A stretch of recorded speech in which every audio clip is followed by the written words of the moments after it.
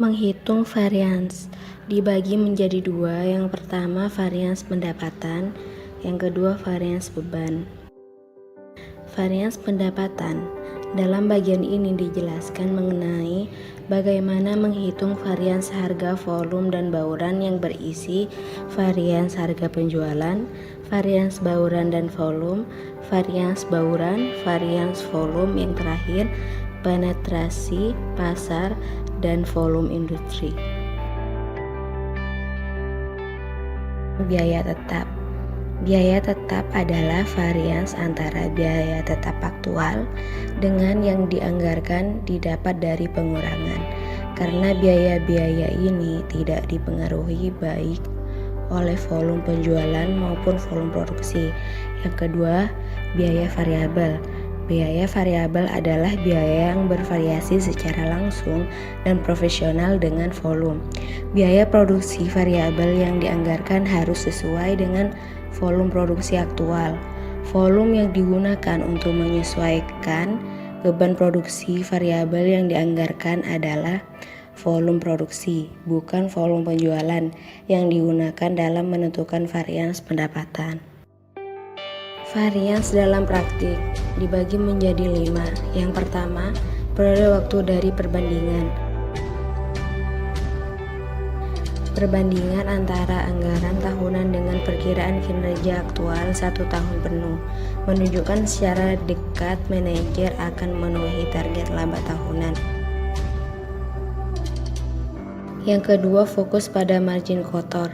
Margin kotor per unit adalah selisih antara harga jual aktual dengan biaya produksi standar. Analisis varians dilakukan dengan substitusi margin kotor untuk harga jual dengan persamaan pendapatan. Yang ketiga, standar evaluasi. Standar formal digunakan dalam mengevaluasi laporan atas aktivitas aktual dan terdiri atas 4, yaitu standar atau anggaran yang telah ditetapkan sebelumnya, standar historis, standar eksternal, dan terakhir keterbatasan standar. Yang ketiga, sistem penuh adalah jika persediaan akhir lebih tinggi dibandingkan dengan persediaan awal, baik dalam biaya overhead, variabel maupun tetap, dimasukkan dalam persediaan pada biaya standar per unit. Yang kelima, biaya teknik dan biaya diskresioner adalah varians yang menguntungkan dalam biaya teknik, biasanya merupakan indikasi dari kinerja yang baik, yaitu semakin rendahnya biaya maka semakin baik kinerjanya. Keterbatasan analisis variabel. Keterbatasan yang paling penting adalah walaupun analisis ini mengidentifikasi di mana varian terjadi, tetapi tidak mengatakan mengapa varian ini terjadi dan apa yang harus dilakukan mengenainya. Masalah kedua yaitu untuk menentukan apakah suatu varians adalah signifikan. Dan keterbatasan yang ketiga dari analisis varians adalah ketika laporan kinerja menjadi lebih teragregasi, varian yang saling meniadakan dapat menyesatkan pembacanya. Tindakan manajemen. Ada satu prinsip utama dalam menganalisis laporan keuangan, yaitu laporan laba bulanan sebaiknya tidak berisi hal-hal yang tak terduga. Informasi yang signifikan harus dikomunikasikan secepatnya melalui telepon, email, atau pertemuan pribadi segera setelah hal itu diketahui. Sistem ukuran kinerja. Yang pertama, keterbatasan sistem pengendalian keuangan. Cita-cita penting dari suatu bisnis adalah untuk mengoptimalkan tingkat pengembalian pemegang saham. Namun, mengandalkan pada ukuran keuangan saja adalah tidak mencukupi untuk memastikan bahwa strategi akan dilaksanakan dengan sukses. Selanjutnya, pertimbangan umum. Membandingkan sistem ukuran kinerja dengan panel instrumen pada dashboard memberikan wawasan penting mengenai bauran dari ukuran keuangan dan non-keuangan. Satu ukuran tidak dapat mengendalikan sistem yang kompleks, dan terlalu banyak ukuran membuat sistem tersebut menjadi terlalu kompleks. Selanjutnya adalah balance scorecard. Balance scorecard adalah suatu contoh dari sistem ukuran kinerja. Menurut para pendukung pendekatan ini, unit bisnis harus diberikan cita-cita dan diukur dari 4 perspektif berikut ini. Yang pertama, keuangan, yang kedua, pelanggan, yang ketiga, bisnis internal, dan yang keempat, informasi dan pembelajaran. Selanjutnya, sistem penilaian kinerja, pertimbangan tambahan. Suatu sistem penilaian kinerja berusaha untuk memenuhi kebutuhan dari pihak pemangku kepentingan atau stakeholder yang berbeda dari organisasi perusahaan dengan menciptakan campuran dari ukuran strategis, ukuran hasil dan pemicu, ukuran keuangan dan non-keuangan, serta ukuran internal dan eksternal. Faktor kunci keberhasilan. Dalam faktor kunci keberhasilan terdapat 2 variabel kunci. Yang pertama, variabel kunci yang berfokus pada pelanggan, dan yang kedua, variabel kunci yang berkaitan dengan proses bisnis internal. Selanjutnya, implementasi sistem pengukuran kinerja. Implementasi dari suatu sistem pengukuran melibatkan 4 langkah umum, yaitu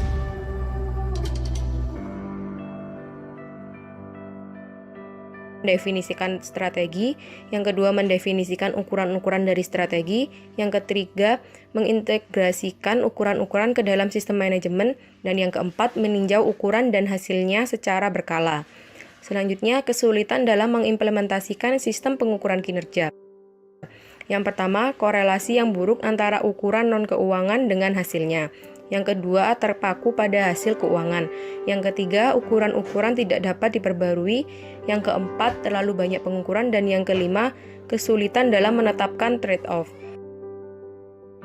Praktik-praktis pengukuran. Yang pertama, jenis ukuran. Yang kedua, kualitas dari ukuran. Dan yang ketiga, hubungan ukuran dengan kompensasi. Selanjutnya, pengendalian interaktif. Peran utama dari pengendalian manajemen adalah untuk membantu pelaksanaan strategi. Strategi yang terpilih mendefinisikan faktor kunci keberhasilan yang menjadi titik pusat dari desain dan operasi sistem pengendalian.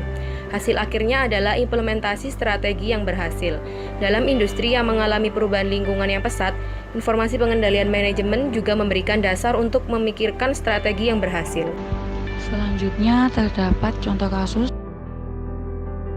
Tahun 2001, Analog Device Incorporation atau ADI terus mengembangkan praktik mutakhir dalam menggunakan scorecard korporat untuk mengevaluasi kinerja. Pada awal tahun mengembangkan scorecard, fokus mereka adalah pada penggunaan scorecard untuk mengkomunikasikan strategi, mendorong peningkatan kualitas, dan menekankan pada inisiatif untuk menurunkan biaya. Pada tahun 1990-an, ADI memfokuskan pada adaptasi scorecard agar semakin menekankan pada pertumbuhan pendapatan selain inisiatif kualitas dan efisiensi. Pada akhir tahun 1990, ADI mengadaptasi tantangan baru untuk memanfaatkan scorecard korporat secara efektif dalam lingkungan pasar yang berubah dengan lebih cepat, lebih dinamis, dan lebih kompleks. Selanjutnya, industri ADI pada tahun 2001 membukukan tingkat pertumbuhan penjualan yang meledak, yaitu sebesar 78% meningkat dari 1,5 miliar menjadi 2,6 miliar. Karena produk-produk ADI ada pada inti alat-alat internet, maka ledakan internet mendorong pertumbuhan penjualan ADI. Pertumbuhan yang sangat cepat merupakan tantangan bagi manajemen. Perubahan-perubahan ini di lingkungan ADI semakin merumitkan masalah. Yang pertama, ada pasar baru ADI mempunyai karakteristik permintaan yang berbeda. Yang kedua, rantai pasokan tempat ADI berpartisipasi tidak terintegrasi. Yang ketiga, perusahaan tradisional antara pasar digital dengan pasar analog telah hilang. Yang terakhir, proses desain produk membutuhkan kolaborasi yang semakin besar. Pemisahan rantai pasokan meningkatkan kompleksitas operasi. Hampir sepanjang sejarah, ADI memproduksi dan mendistribusikan komponennya sendiri, kemudian mengirimkannya secara langsung kepada produsen peralatan. Pada tahun 2001, pembelian di luar dilakukan pada satu operator fasilitas pabrikasi chips, distributor komponen global, dan perusahaan manufaktur peralatan berdasarkan kontrak. Dengan lebih banyaknya hubungan ke rantai nilai, jumlah laba industri akan tersebar lebih tipis di pelaku-pelaku bisnis yang jumlahnya semakin besar. Jika salah satu mata rantai menjadi terlalu kuat, maka mata rantai tersebut akan mempunyai potensi untuk mengendalikan laba secara seimbang.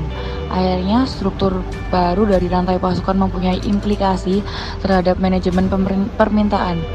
Dengan semakin bertambahnya campur tangan pelaku-pelaku bisnis dan aliran informasi yang tidak sempurna, ADI berada semakin jauh dari pelanggan terakhirnya.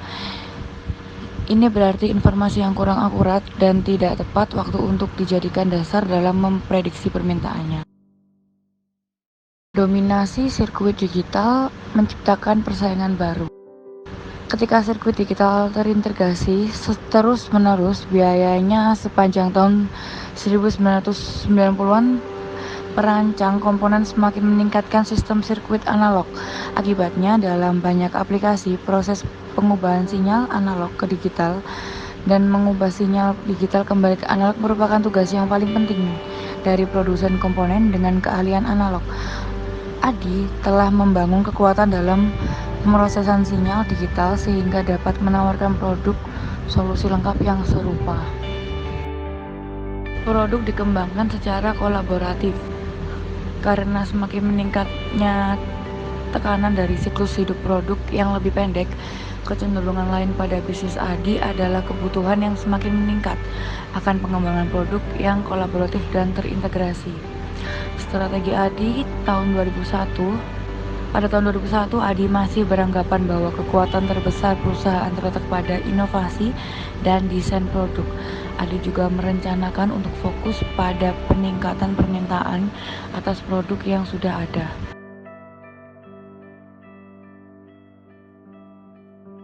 Scorecard ADI tahun 2001, ADI telah memasang Eksekutif Informasi Sistem atau AIS, mendukung penggunaan scorecard divisional, departemental, dan bahkan individual. Selanjutnya, proses penetapan cita-cita.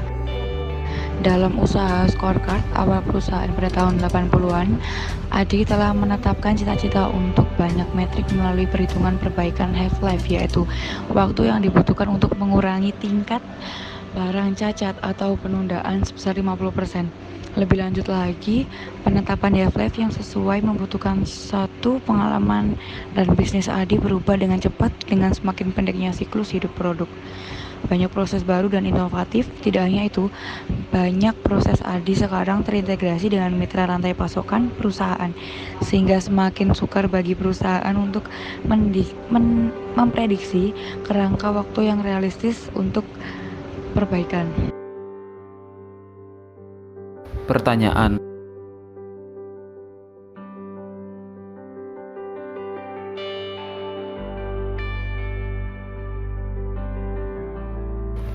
analisis dan pembahasan kasus.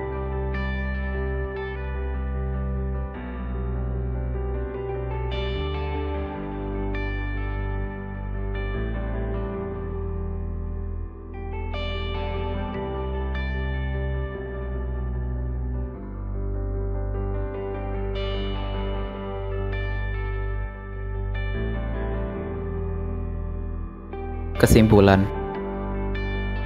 suatu sistem pengukuran kinerja menyediakan suatu mekanisme untuk mengaitkan strategi dengan tindakan.